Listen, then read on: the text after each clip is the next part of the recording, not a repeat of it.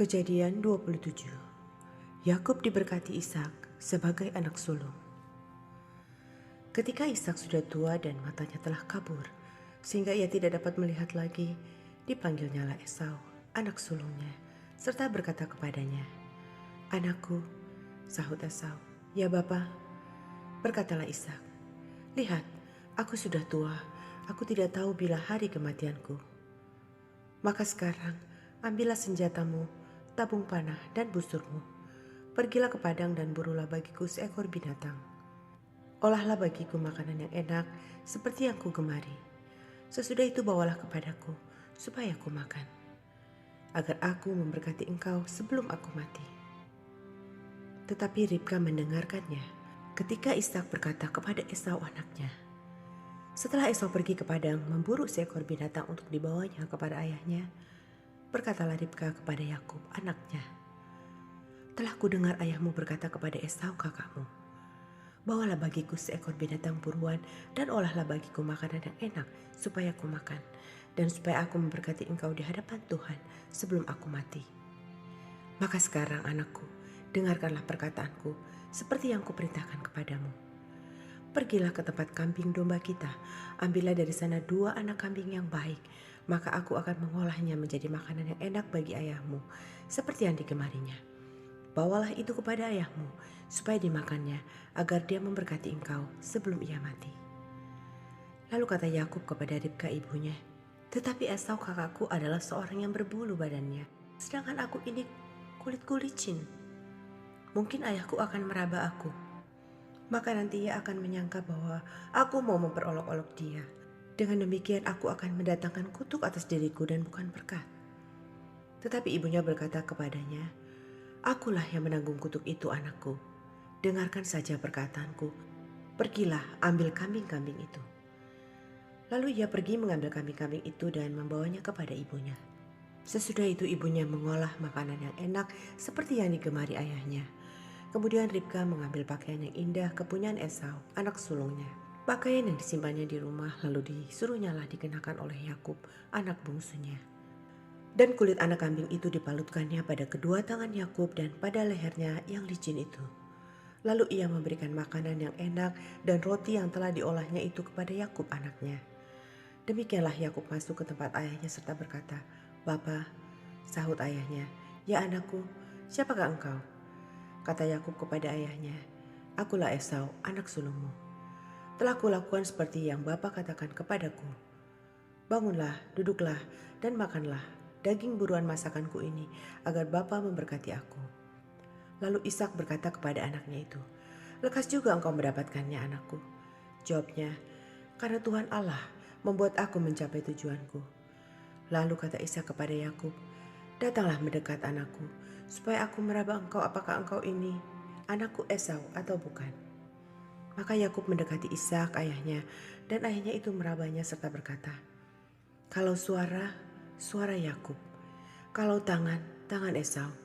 Jadi Ishak tidak mengenal dia, karena tangannya berbulu seperti tangan Esau, kakaknya. Ishak hendak memberkati dia, tetapi ia masih bertanya, "Benarkah engkau ini anakku Esau?" Jawabnya, "Ya." Lalu berkatalah Ishak, "Dekatkanlah makanan itu kepadaku, supaya aku makan daging buruan masakan anakku, agar aku memberkati engkau." Jadi didekatkannya lah makanan itu kepada ayahnya, lalu ia makan. Dibawanya juga anggur kepadanya, lalu ia minum. Berkatalah Ishak ayahnya kepadanya, "Datanglah, dekat-dekat dan ciumlah aku anakku." Lalu datanglah Yakub dekat-dekat dan diciumnyalah ayahnya. Ketika Ishak mencium bau pakaian Yakub, diberkatinyalah dia, katanya, "Sesungguhnya bau anakku adalah sebagai bau padang yang diberkati Tuhan. Allah akan memberikan kepadamu embun yang dari langit, dan tanah-tanah gemuk di bumi, dan gandum serta anggur berlimpah-limpah. Bangsa-bangsa akan takluk kepadamu, dan suku-suku bangsa akan sujud kepadamu. Jadilah tuan atas saudara-saudaramu, dan anak-anak ibumu akan sujud kepadamu. Siapa yang mengutuk engkau, terkutuklah ia, dan siapa yang memberkati engkau, diberkatilah ia." Setelah Ishak selesai memberkati Yakub dan baru saja Yakub keluar meninggalkan Ishak ayahnya, pulanglah Esau, kakaknya, dari berburu. Ia juga menyediakan makanan yang enak lalu membawanya kepada ayahnya. Katanya kepada ayahnya, "Bapa, bangunlah dan makan daging buruan masakan anakmu agar engkau memberkati aku." Tetapi kata Ishak ayahnya kepadanya, "Siapakah engkau ini?" Sahutnya, "Akulah anakmu, anak sulungmu Esau." Lalu terkejutlah Ishak dengan sangat serta berkata, "Siapakah gerangan dia yang memburu binatang itu dan yang telah membawanya kepadaku? Aku telah memakan semuanya sebelum engkau datang dan telah memberkati dia, dan dia akan tetap orang yang diberkati." Sesudah Esau mendengar perkataan ayahnya itu, meraung-raunglah ia dengan sangat keras dalam kepedihan hatinya, serta berkata kepada ayahnya, "Berkatilah aku ini juga ya Bapa." Jawab ayahnya, "Adikmu telah datang dengan tipu daya dan telah merampas berkat yang untukmu itu." Kata Esau, "Bukankah tepat namanya Yakub? Karena ia telah 2 kali menipu aku. Hak kesulunganku telah dirampasnya, dan sekarang dirampasnya pula berkat yang untukku." Lalu katanya, "Apakah Bapa tidak mempunyai berkat lain bagiku?"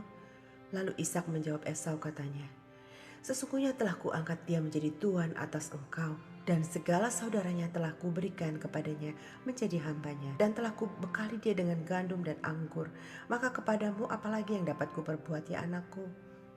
Kata Esau kepada ayahnya, "Hanya berkat yang satu itukah ada padamu ya Bapa? Berkatilah aku ini juga ya Bapa." Dan dengan suara keras menangislah Esau. Lalu Ishak ayahnya menjawab, "Sesungguhnya tempat kediamanmu akan jauh dari tanah-tanah gemuk di bumi, dan jauh dari embun dari langit di atas.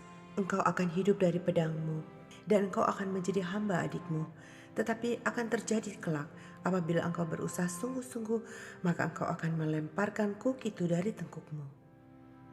Yakub lari ke Mesopotamia. Esau menaruh dendam kepada Yakub karena berkat yang telah diberikan oleh ayahnya kepadanya. Lalu ia berkata kepada dirinya sendiri, "Hari-hari berkabung karena kematian ayahku itu tidak akan lama lagi. Pada waktu itulah Yakub adikku akan kubunuh." Ketika diberitahukan perkataan Esau anak sulungnya itu kepada Ribka, maka disuruhnyalah memanggil Yakub anak bungsunya, lalu berkata kepadanya, "Esau kakakmu bermaksud membalas dendam membunuh engkau. Jadi sekarang anakku, dengarkanlah perkataanku. Bersiaplah engkau dan larilah kepada Laban, saudaraku, ke Haran, dan tinggallah padanya beberapa waktu lamanya, sampai kegeraman dan kemarahan kakakmu itu surut daripadamu, dan ia lupa apa yang telah engkau perbuat kepadanya. Kemudian aku akan menyuruh orang menjemput engkau dari situ. Mengapa aku akan kehilangan kamu berdua pada satu hari juga?" Kemudian Ribka berkata kepada Ishak, "Aku telah jemu hidup karena perempuan-perempuan Het itu. Jikalau Yakub juga mengambil seorang istri dari antara perempuan negeri ini, semacam perempuan Het itu, apa gunanya aku hidup lagi?" Kejadian 28.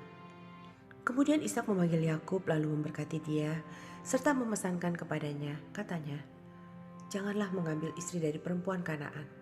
Bersiaplah, pergilah ke Padan Aram, ke rumah Betuel, ayah ibumu, dan ambillah dari situ seorang istri dari anak-anak Laban, saudara ibumu. Moga-moga Allah yang Maha Kuasa memberkati engkau, membuat engkau beranak cucu, dan membuat engkau menjadi banyak, sehingga engkau menjadi sekumpulan bangsa-bangsa. Moga-moga ia memberikan kepadamu berkat yang untuk Abraham, kepadamu, serta kepada keturunanmu, sehingga engkau memiliki negeri ini yang kau diami sebagai orang asing, yang telah diberikan Allah kepada Abraham." Demikianlah Ishak melepas Yakub, lalu berangkatlah Yakub ke Padan Aram, kepada Laban anak Betuel orang Aram itu, saudara Ribka ibu Yakub dan Esau. Ketika Esau melihat bahwa Ishak telah memberkati Yakub dan melepasnya ke Padan Aram untuk mengambil istri dari situ, pada waktu ia memberkatinya, ia telah memesan kepada Yakub, "Janganlah ambil istri dari antara perempuan Kanaan." Dan bahwa Yakub mendengarkan perkataan ayah dan ibunya dan pergi ke Padan Aram. Maka Esau pun menyadari bahwa perempuan Kanaan itu tidak disukai oleh Ishak ayahnya. Sebab itu ia pergi kepada Ismail dan mengambil Mahalat menjadi istrinya, di samping kedua istrinya yang telah ada. Mahalat adalah anak Ismail, anak Abraham, adik Nebayot. Mimpi Yakub di Betel. Maka Yakub berangkat dari Beersheba dan pergi ke Haran. Ia sampai di satu tempat dan bermalam di situ. Karena matahari telah terbenam, ia mengambil sebuah batu yang terletak di tempat itu dan dipakainya sebagai alas kepala. lalu membaringkan dirinya di tempat itu. Maka bermimpilah ia, di bumi ada didirikan sebuah tangga yang ujungnya sampai di langit. Dan tampaklah malaikat-malaikat Allah turun naik di tangga itu. Berdirilah Tuhan di sampingnya dan berfirman, "Akulah Tuhan, Allah Abraham, nenekmu, dan Allah Ishak. Tanah tempat engkau berbaring ini akan kuberikan kepadamu dan kepada keturunanmu. Keturunanmu akan menjadi seperti debu tanah banyaknya, dan engkau akan mengembang ke sebelah timur, barat, utara, dan selatan. Dan olehmu serta keturunanmu, semua kaum di muka bumi akan mendapat berkat. Sesungguhnya aku menyertai engkau dan aku akan melindungi engkau kemanapun engkau pergi dan akan membawa engkau kembali ke negeri ini. Sebab aku tidak akan meninggalkan engkau, melainkan tetap melakukan apa yang kujanjikan kepadamu." Ketika Yakub bangun dari tidurnya, berkatalah ia, "Sesungguhnya Tuhan ada di tempat ini, dan aku tidak mengetahuinya." Ia takut dan berkata, "Alangkah dahsyatnya tempat ini. Ini tidak lain dari rumah Allah. Ini pintu gerbang sorga." Keesokan harinya, pagi-pagi Yakub mengambil batu yang dipakainya sebagai alas kepala dan mendirikan itu menjadi tugu dan menuang minyak ke atasnya. Ia menamai tempat itu Betel. Dahulu nama kota itu Luz. Lalu bernazarlah Yakub, "Jika Allah akan menyertai dan akan melindungi aku di jalan yang kutempuh ini, memberikan kepadaku roti untuk dimakan dan pakaian untuk dipakai, sehingga aku selamat kembali ke rumah ayahku, maka Tuhan akan menjadi Allahku. Dan batu yang kudirikan sebagai tugu ini akan menjadi rumah Allah. Dari segala sesuatu yang engkau berikan kepadaku akan selalu kupersembahkan 1/10 kepadamu."